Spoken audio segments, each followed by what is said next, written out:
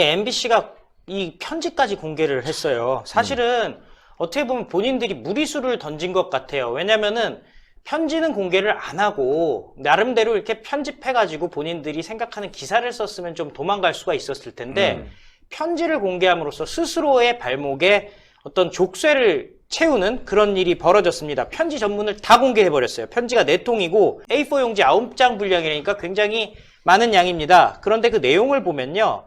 이 이철이 받았던 편지 아닙니까? 그러니까 상당히 이철의 입장에서 그냥 얘기를 한 거예요. 그런데 이철은 14년을 선고받은 사기꾼이거든요. 이 VIK, 그러니까 밸류 인베스트먼트 코리아 사건 같은 경우는 왜 저기 그 바이오 쪽 그 회사였는데 그 임상 실험을 앞두고 거기에 있는 임원들이 자기 주식을 다 팔아버립니다. 그래서 한 7천억 정도를 회사 자체는 사실상 망하게 된 거고 7천억 정도를 자기네들이 부당이득 취하고 개미들만 눈물을 흘리게 한 엄청난 사건이거든요. 근데 기자가 그냥 질문을 하는 거예요. 솔직히 말씀드리면 유시민 등의 핵심 관련 의혹이 궁금합니다라고 6차례에 걸쳐서 유시민을 언급을 합니다.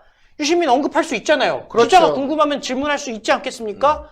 그리고 윤석열 검찰총장도 언급이 됩니다. 확실히 수사하라라고 윤석열 총장이 얘기했다. 이 얘기 할 수 있는 거 아닙니까? 그런데 이철이 MBC에게 보낸 편지를 또 공개를 했어요. 근데 이 내용 정말 감옥에서 14년 사기를 사는 사람 아니겠어요? 그럼 사기꾼이 한 얘기인데 이거를 마치 신빙성이 있는 것처럼 얘기를 해줬단 말이에요. 내가 돈을 숨겨놓았을 것이고 유시민 등 정관계 인사에게 돈을 줬을 거라고 단정하고 질문하는 것을 보면서 거대한 음모가 있을 거라고 생각했다. 감방에 있는 사람이에요. 감방에다 편지를 보냈는데 이 사람은 사기로 14년을 살고 있는 사람이거든요. 사기꾼. 돈 자기 숨겨놓은 게 없다는 거예요. 없긴 왜 없겠어. 7천억 어디 갔어 그거 그러면? 불태웠나? 그러니까요. 그러면서 왜 없겠어. 있지. 그러면서 이렇게 얘기해요. 12년형의 판결도 지난 5년간의 비상식적인 검찰 수사와 재판도 거대한 음모의 단편들이라 생각돼 두려웠다라고 얘기를 하는데요. 자기가 감방에 있는 게 음모 때문이랍니다. 아니 그러면 거기서 피눈물 흘린 개미들은 일반 국민들은 그럼 뭐예요? 그 거대한 음모에 이용된 것뿐이에요? 이제 말이 안 되는 거죠. 그래서 진중권이 그냥 딱 집어서 얘기합니다. 사기꾼과 MBC의 콜라보 해서 이철은 사기꾼이다. 왜냐? 아니 MBC가 말을 또 바꾸거든요. 이 한동훈의 해명과 달리 실제 녹취록 대화가 있었을 수도 있고 채널A 기자가 허위의 녹취록을 제시했을 가능성도 있다. 또 채널A 기자가 A 검사장, 그러니까 한동훈과 실제 통화는 했지만 신라젠이 아닌 다른 내용으로 통화를 한 뒤 그 음성을 들려줬을 가능성도 제기되고 있다. 한마디로 말이 안 되는 얘기잖아요. 지금 시나리오를 막 A, B, C 해가지고 다 제시를 한 거예요. 그러니까 진중권이 이렇게 얘기합니다. 어이가 없네. 아니 그걸 보도하기 전에 확인을 했어야지. 세상 시끄럽게 만들어 놓고 확인 못한 모양이네 라고 얘기를 하는데요. 이런 범죄자의 주장을 검증 없이 내보내는 거 말이 안 된다라고 얘기를 하면서요. 이철은 무려 7천억짜리 사기 범죄로 징역 14년 받은 사람입니다. 한마디로 사람을 속이는 것을 직업으로 가진 사기꾼입니다. 제보자라는 사람은 사기꾼의 뜻을 대리하는 사람이고요. 도대체 이 사기꾼이 무슨 의도를 가지고 그런 제보를 했는지 기자를 통해서 검찰과 딜을 하려고 했는지 그거 확인한 다음에 보도를 했어야죠 라고 얘기를 하면서요. 이 사기꾼이 한 얘기에 대해서 비판을 하는데 돈 없다 얘기한 거 돈도 없고 잘못도 없다. 내 참 어처구니가 없어서 라고 얘기를 합니다.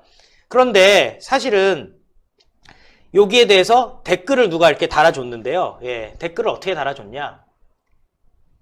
2천억이 추가가 됐답니다. 왜? 그래서 9천억짜리 사기. 1조. 7천억이 아니라 1조짜리라는 거예요. 그리고 지금 제보자라는 친구가 나와서 방송에서 진중권을 사회적 격리시켜야 된다고 했는데 이철과 무슨 관계인지 모르겠지만은 이철이야말로 나라에서 사회적 격리를 시킨 사람이다.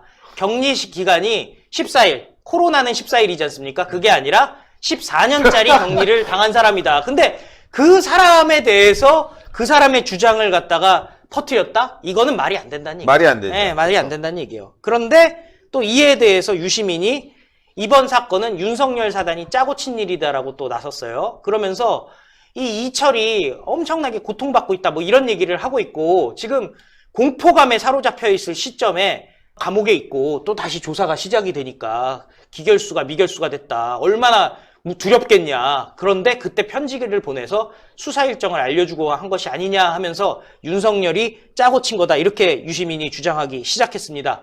그런데 유시민과 이철의 관계가 수상합니다. 본인 얘기만 일단 전달을 하면요. 2010년에 국민참여당으로 경기지사 선거에 출마했을 때 이철이 의정부 지역위원장이었다. 유시민이 경기지사로 나왔을 때 경기도에 있는 의정부의 지역위원장이 이철이에요. 가까울까요? 멀까요? 가깝겠죠. 이건 아주 가까운 거죠. 그리고 국참당은요, 여러분 잘 아시지만요, 그냥 유시민 혼자 하던 소규모 정당이에요. 무슨 그 대규모 정당이 아니었잖아요. 그냥 유시민 개인 정당이었어요. 거기에 유시민 조직의 하부 조직장으로 있던 사람이 이철이란 거예요. 그런데 2014년 초에 회사를 차렸는데 강연 좀 해달라고 해서 2시간 강연했는데 현금으로 70만 원 받을 뿐이었다라고 얘기를 합니다. 70만 원 정도의 강연료를 받았을 뿐이다. 김재동도 1,000만 원이 넘는데. 그리고서는 2015년에 이 신라젠 기술 설명회 축사도 유시민이 했습니다. 그랬더니 유시민이 또 이렇게 얘기를 해요.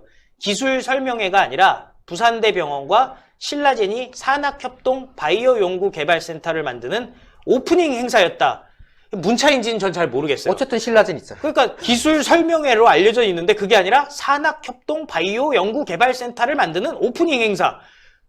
좀 말이 길어지는데 좀 그게 기술 설명회 아니에요? 딱 5글자로 줄이면 기술 설명회 같은데요. 그러니까요. 예. 근데 그때 이철이 대주주였는데 제가 부산대와 개인적인 인연이 있어서 가서 덕담했다.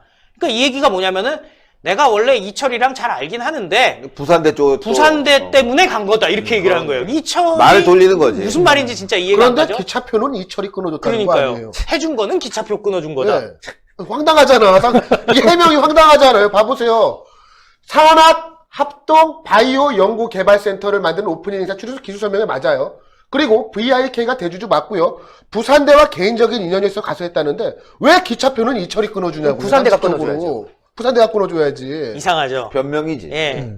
그러면서 딱 실명으로 한동훈 검사를 여기서 딱 거론한 거예요. 저는 이게 직간접적으로 주식 투자나 이권에 연결됐다는 세간의 의혹이 사실 아니냐라고 질문을 하니까요. 저는 그렇게 말하는데 사실 아니라고 말하는데 채널A의 기자와 한동훈 검사는 안 믿는 것이다 라고 해가지고 채널A 기자와 한동훈 검사가 마치 같이 움직인 것처럼 그냥 박아버렸어요. 이건 상당히 위험한 발언 아니에요? 위험하죠. 왜냐면 한동훈 검사라고 MBC에서도 보도한 적이 없어요. 그렇죠. 유시민은 어떻게 한동훈 검사인 걸 알았죠? 그러니까 한동훈이 정보를 많이 알고 있는 것 같아. 예. 예. 한동훈이 특수통이니까 네. 그러니까 두려운 거야. 이 기회에 잘 됐다. 잘라버리자. 내수사 못하게 하자. 뭐 이런 거 아닌가 싶기도 하고. 그리고 말이죠. 네. 최소한 이철이 실형 선고받고 감옥에 있으면은 그 얘기는 더 이상 할 필요 없잖아요. 나는 신라젠과 관련이 없다. 여기서 끝나야 되잖아요. 근데 이 얘기를 해요. 이철의 경우는 주가 폭락된 거는 신라젠의 임상 실패로 인한 것이다.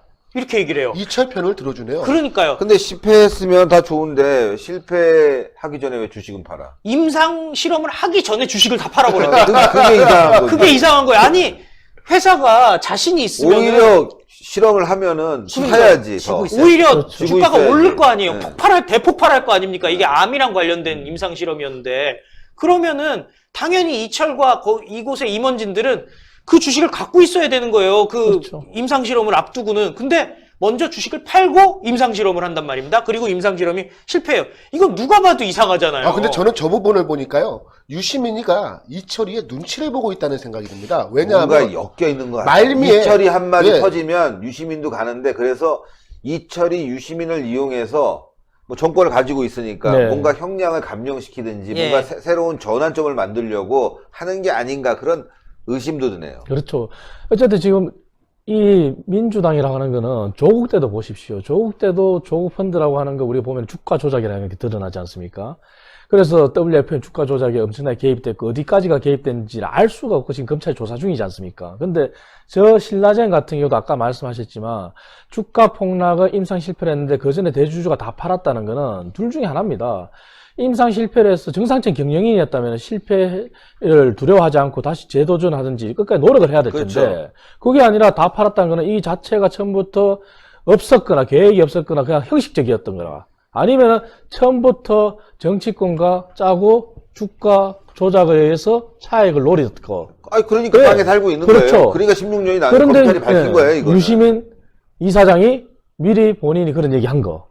이 자체가 지금 민주당은 왠지 의심스러워요. 모든 게 지금 주가 조작 예. 이런 식으로 다 연결돼 있는 겁니다. 지금. 그 유시민이 걱정이 되는지 본인이 감방 가는 게 두려운가 봐요. 그래서 그 시나리오를 또 언급해요.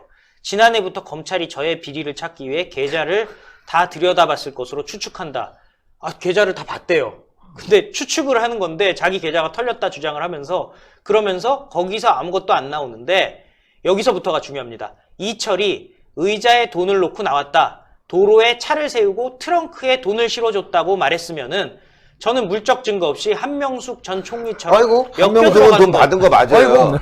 아이고, 보험을 들어놓고 계시네, 갑자기. 그러니까 하는 얘기가 계좌를 들여다 봤는데 계좌에도 돈이 안 나왔을 것이다 라고 얘기를 하면서 근데 이철이가 자기 사무실에 돈을 놓고 나왔다거나 아니면 도로에 차를 세우고 트렁크에 돈을 실어줬다고 했으면은 나는 빵에 갔을 것이다 얘기를 하는데요. 구체적인 상황까지 나와. 그러니까. 의자에 돈을 넣고 나왔다든지. 예시를 제시해줬네요.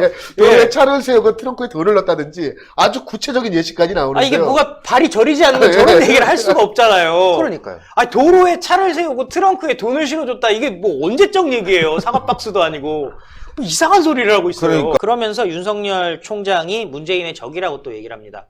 윤석열 검찰총장은 대통령이나 정부에 대한 존중심이 없다. 임명장을 받은 날부터 대통령을 비하하는 발언과 행동을 서슴지 않고 보여왔다라고 했는데요. 임명장 받는 날 분위기 좋았습니다. 둘이 사진도 찍었고요. 부인도 보통 임명장 받을 때 요즘 보면은 좌파들은 부인들 안 오잖아요. 근데 윤석열 총장은 당당하게 부인이랑 가서 문재인이랑 사진도 다 찍었고요. 둘이 분위기 좋았어요. 그리고 문재인이 하라는 대로 했습니다. 예, 권력이 가진 자들에게도 철저히 수사할 수 있는 게 진짜 검사라고 해가지고 그렇게 열심히 하고 있을 뿐입니다. 어떻게 보면 윤석열 총장이야말로 문재인에 대한 충성심이 가장 높은 거 아니겠습니까? 하라는 대로 할 뿐이고 하다 보니 청와대에 비리가 있어서 열심히 조사할 뿐 아니겠습니까? 그런데 유시민이 또 의미심장한 얘기를 해요. 윤석열 총장이나 한동훈이나 검사들이 보기에는 대통령과 친하고 권력을 잡았으면 누구나 다 해먹는다. 안 해먹었을 리가 없다고 생각한다라고 윤석열 총장의 생각을 대신 얘기해줬거든요. 가만 들어보니까 틀린 난 안 말은 해먹었다. 뭐 이렇게 강변하려고 지금 말장난하고 있는 건데 조사를 해봐야 아는 거죠. 왜 이런 일이 벌어졌겠습니까, 유시민 씨? 아니, 조사를 해봐야 알아요. 독침술도 아니고 저 얘기가 뭐냐면요. 제가 봤을 땐 윤석열 총장이나 한동훈 검사나 저 앞에다가 현이라고 붙이면 딱 맞아요. 현 대통령과 친하고 권력을 잡았으면 누구나 다 해먹는다. 안 해먹었을 리가 없다고 생각한다. 조국 해먹었잖아. 그러니까요. 조국 해먹었잖아요. 그럼. 이철도 해먹었잖아요. 그러면은 그리고 또 울산 하명 수사 보면 다 대통령이랑 친한 사람들 아닙니까? 우리들 병원도 그렇고. 우리들 병원도 다 친한 사람들 아닙니까? 이거 당연한 거 아니에요?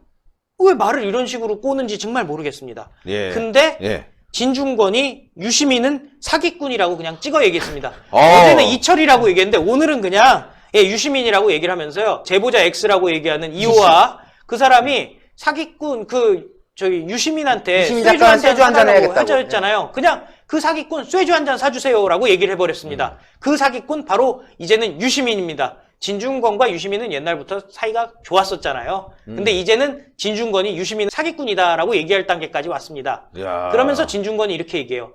나도 전문 강사가 아니라 책 쓰는 사람, 나도 작가다. 그렇게는 안 받습니다. 50만 원 받는 경우는 대개 새 책이 나왔을 때 출판사에서 홍보를 위해서 행사할 때 50만 원 준다.